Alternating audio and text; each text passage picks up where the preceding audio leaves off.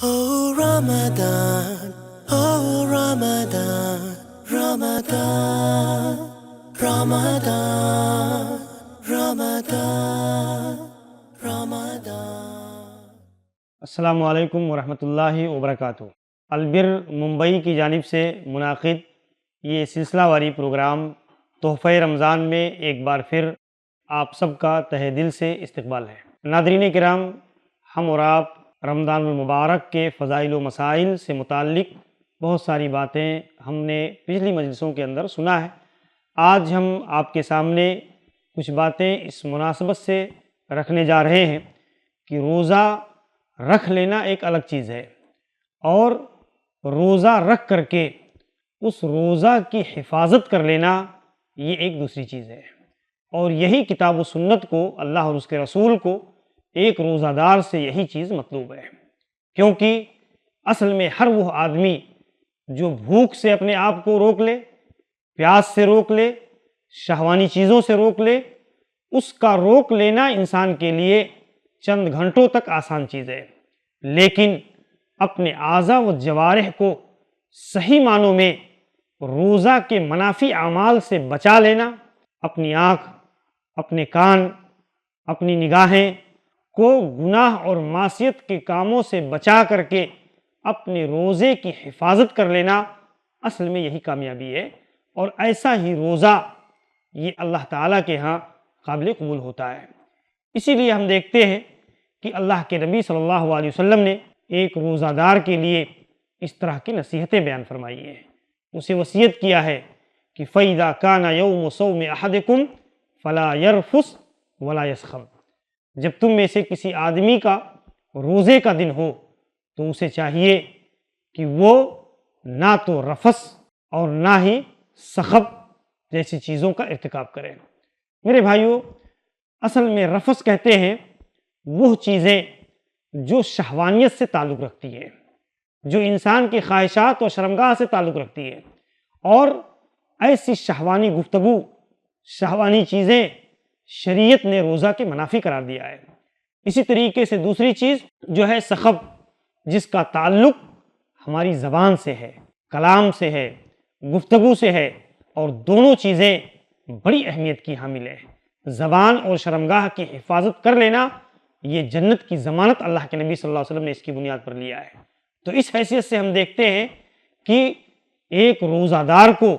اس بنیادی چیز پر عمل کرنا چاہیے اور اسے جاننا چاہیے کہ روزہ رکھ لینا اصل کمال نہیں ہے، روزے کی حفاظت کر لینا اور اس کو اس قابل بنانا کہ اللہ تعالیٰ ہمارے روزے کو قبول فرما لے، یہ اصل چیز ہے۔ اسی بنیاد پر ہم دیکھتے ہیں کہ ایک دوسری حدیث کے اندر اللہ کے رسول صلی اللہ علیہ وسلم نے بیان فرمایا اذا كان يوم صوم احدكم فلا يرفث ولا يجهل وان جهل عليه احد فليقل اني امرؤ صائم۔ سنن ابن ماجہ کی روایت صحیح درجے کی، اللہ کے نبی صلی اللہ علیہ وسلم فرماتے ہیں کہ جب تم میں سے کسی آدمی کا روزے کا دن ہو تو اسے چاہیے کہ نہ تو وہ کوئی شہوانی عمل کا ارتکاب کرے اور نہ ہی کسی قسم کی جہالت کا ارتکاب کرے، زبان کے ذریعہ سے کسی کے ساتھ ظلم، زیادتی اور اس طریقے سے زبان کے ذریعہ سے کسی طرح کی کوئی جہالت کا ارتکاب نہ کرے، اور اگر کوئی دوسرا شخص اس کے ساتھ جہالت کا برتاؤ کرے، جہالت کا معاملہ کرے، تو اسے چاہیے کہ اس سے کہہ دے کہ میں ایک روزے دار آدمی ہوں، تمہاری جہالت کا جواب میں جہالت کے ذریعہ سے نہیں دے سکتا۔ تو اس طریقے پر اللہ کے نبی صلی اللہ علیہ وسلم نے ہم سب کو یہ تلقین فرمائی ہے، اور اس چیز کا لحاظ کرنا ہمارے روزے کی اصل روح ہے۔ میرے بھائیوں، ہمیں چاہیے کہ ہم آج کے حالات میں سوشل میڈیا کا ایک عجیب طوفان ہے، ایسے دور میں رہتے ہوئے انسان کا بے حیائیوں سے، برائیوں سے، معصیتوں سے اپنے روزے کی حفاظت کر لینا یہ بہت بڑی سعادت مندی کی چیز ہے۔ اللہ تبارک و تعالیٰ نے ہمیں اس بات کی تعلیم دی ہے، قُل لِّلْمُؤْمِنِينَ يَغُضُّوا مِنْ أَبْصَارِهِمْ، اے نبی آپ کہہ دیجئے مومن مردوں سے کہ وہ اپنی نگاہوں کو نیچی رکھے، یعنی اپنی نگاہوں کا روزہ یہ ہے کہ نگاہ کو انسان نیچی رکھے، اپنی شرمگاہوں کی حفاظت کریں، ذَلِكَ أَزْكَىٰ لَهُمْ، یہ ان کے لیے پاکیزگی اور طہارت کا بہترین ذریعہ ہے۔ ایسے ہی اللہ تبارک و تعالیٰ نے مومنہ خواتین سے بھی اسی بات کی تلقین فرمائیے۔ وَقُلْ لِلْمُؤْمِنَاتِ يَغْضُضْنَ مِنْ أَبْصَارِهِنَّ وَيَحْفَظْنَ فُرُوجَهُنَّ کہ اے اللہ کے نبی آپ مومنہ خواتین سے کہہ دیجئے کہ وہ اپنی نگاہیں نیچی رکھیں اور اپنی شرمگاہوں کی حفاظت کریں۔ تو اس سے معلوم ہوتا ہے کہ جب عام حالات میں اپنی آنکھ کی حفاظت کی تاکید فرمائی گئی ہے تو بالخصوص حالت صوم میں روزہ دار کے لیے اپنی نگاہوں کی حفاظت کرنی چاہیے۔ آج ہماری بہن بیٹیاں، ہماری مائیں اور بہنیں گھروں کے اندر ٹی وی سیریل اور اس طریقے سے پروگرام، فلمیں اور ایسی چیزیں رمضان المبارک کے اس مہینے کے اندر ہم اپنی نگاہوں کے ذریعہ سے ایسی چیزوں کو دیکھتے ہیں۔ ایسے ہی آج سوشل میڈیا کا زمانہ ہے، یوٹیوب، فیس بک، واٹس ایپ پر ایسی کلپس جو شہوانیت کو ابھارنے کا ذریعہ بنتی ہیں، بے حیائی کے ارتکاب کا ذریعہ بنتی ہیں، لیکن آدمی روزہ رکھ کر کے ایسی چیزوں سے اپنی نگاہ کی حفاظت نہیں کرتا ہے۔ ناظرین کرام، ہمیں اپنے اعضاء و جوارح کی حفاظت کرنی چاہیے اور اس طریقے پر اپنے روزہ کی ہم حفاظت کر سکتے ہیں تاکہ ہمارا یہ روزہ اللہ تبارک و تعالیٰ کے ہاں قبول ہو سکے اور ہم اللہ کے ہاں اجر و ثواب کے مستحق پا سکیں۔ حضرت جابر بن عبداللہ رضی اللہ عنہ بزرگ ترین صحابی رسول کا ایک سنہرا قول، اذا صمت فلیصم سمعک، جب تو روزہ رکھے تو تیرے کان کو بھی روزہ رکھنا چاہیے، جب تو روزہ رکھے تو تیری نگاہ بھی روزہ رکھے، تیری زبان بھی روزہ رکھے، جھوٹ سے، محارم سے، کذب سے، ودع علی الخادم، اور اپنے خادموں تک کو تکلیف دینے سے تو اجتناب کرے۔ وَلْيَكُنْ عَلَيْكَ وَقَارٌ وَسَكِينَةٌ، اور چاہیے کہ تیرے اوپر روزہ کی حالت میں ایک وقار ہو، سکینت ہو، ایک عابد و زاہد کی کیفیت ہو تیرے اوپر، اور یوم سیامک جو ہے سیام یعنی روزے کا دن، روزے کے دن میں تیرے اوپر ایک الگ کیفیت ہونی چاہیے۔ وَلَا تَجْعَلْ یوم فطرک وصومک سواء، تیرا روزے کا دن اور غیر روزے کا دن یہ دونوں برابر نہ ہو۔ تو آپ دیکھیں اس کے اندر ایک بہت ہی بنیادی چیز حضرت جابر بن عبداللہ رضی اللہ عنہ نے ہمیں اور آپ کو یہ نصیحت کی ہے کہ ایک آدمی کا روزہ، حقیقی روزہ یہ ہے کہ انسان کی زبان، انسان کی نگاہ، انسان کے کان، یہ ساری چیزیں بھی اس کے ساتھ میں روزہ رکھنے والی ہو۔ اور ان چیزوں کا روزہ کیا ہے، اس حقیقت کو ہمیں سمجھنے کی ضرورت ہے میرے بھائیوں کہ آخر زبان کا روزہ کیا ہے۔ زبان کا روزہ یہ ہے کہ جس کو اللہ کے نبی صلی اللہ علیہ وسلم نے ایک حدیث کے اندر بیان فرمایا کہ من لم یدع قول الزور والعمل به فلیس للہ حاجۃ فی ان یدع طعامہ وشرابہ۔ اللہ کے نبی صلی اللہ علیہ وسلم بیان کرتے ہیں کہ جو آدمی روزہ رکھ کر کے جھوٹ بولنا، جھوٹی باتوں پر عمل کرنا نہ چھوڑے تو ایسے آدمی کو بھوکا اور پیاسا رہنا یا ایسے آدمی کا کھانا اور پینا چھوڑ دینے کی کوئی حاجت اللہ تعالیٰ کو نہیں ہے۔ اس لیے ایک آدمی کو جھوٹ سے، برائیوں سے اور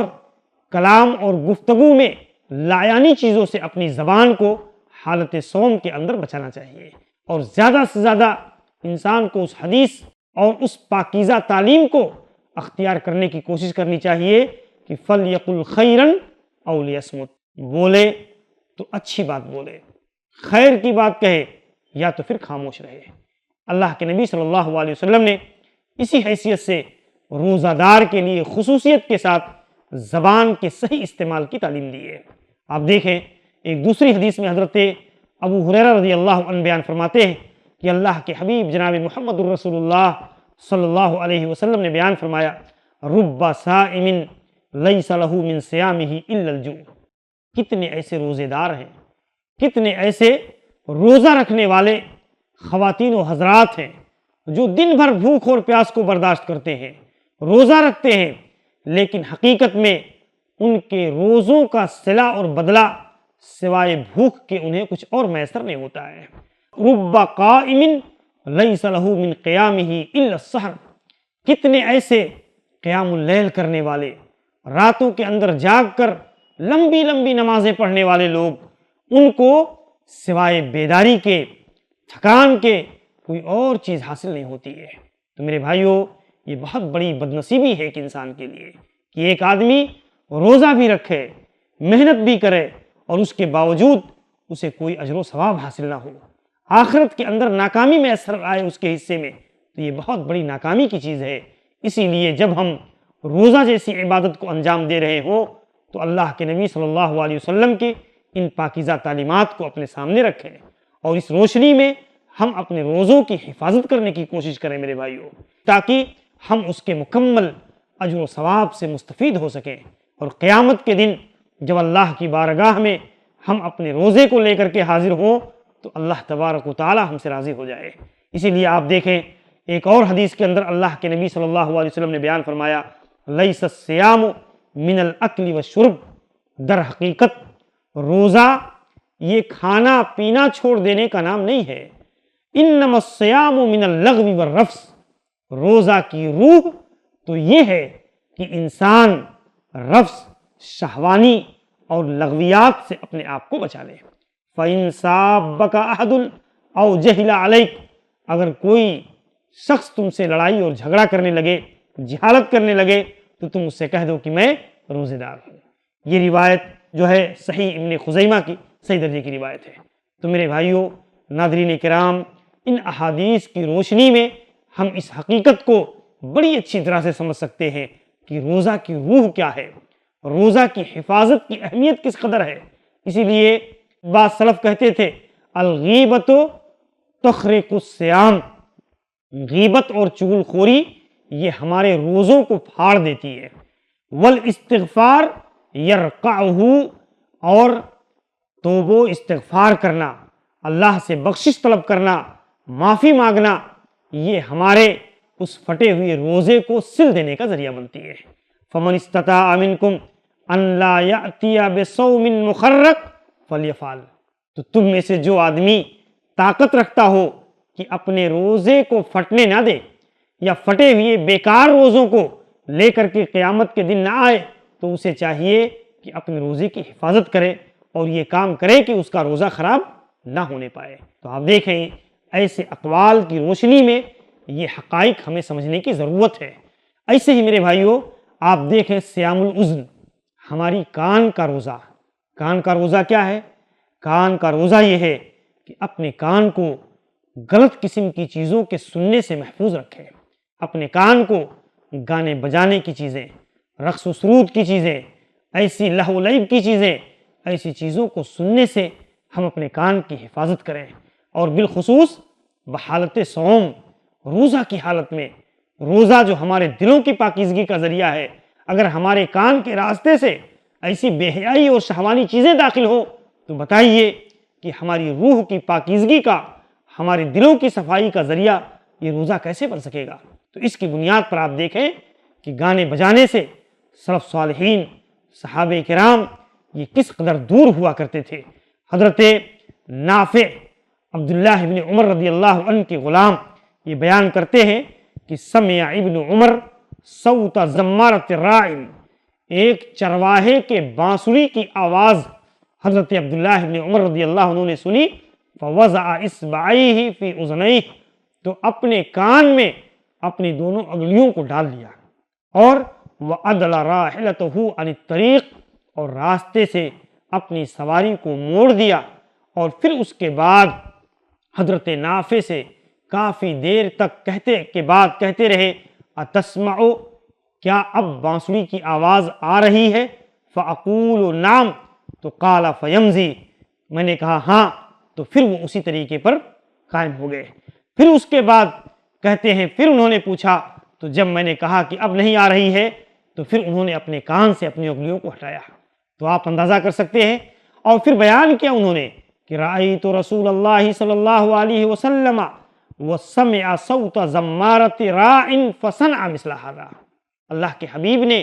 ایک بار ایک سفر میں ایسے ہی ایک چرواہے کی بانسری کی آواز سنی،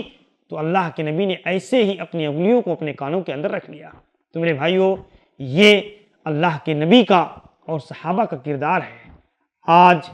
رمضان کے اس بابرکت مہینے میں ہماری زندگیوں کا حال کیا ہے، ہمارے لیل و نہار کیسے گزرتے ہیں؟ اگر ہم اس کا ایک جائزہ لیں تو ہمیں ایک عجیب و غریب سی کیفیت کا احساس ہوگا کہ آج فتنے کی ان حالات میں ہم کس طریقے سے اپنے روزہ کی روح کے منافی اعمال کا ارتکاب کرتے ہیں۔ میرے بھائیوں، ناظرین کرام، آپ ہمارے ساتھ اسی طریقے سے بنے رہیے۔ انشاءاللہ العزیز اگلی مجلسوں کے اندر ہم اسی طرح کی بنیادی اور مفید باتوں سے مستفید ہو سکیں گے۔ اللہ تعالیٰ سے دعا ہے کہ اللہ ہمارے روزے کو قبول فرمائے اور ہمیں اس قسم کے لایانی اعمال سے بچنے کی اللہ ہمیں توفیق عنایت فرمائے۔ السلام علیکم ورحمۃ اللہ وبرکاتہ۔ Oh Ramadan, oh Ramadan, Ramadan, Ramadan.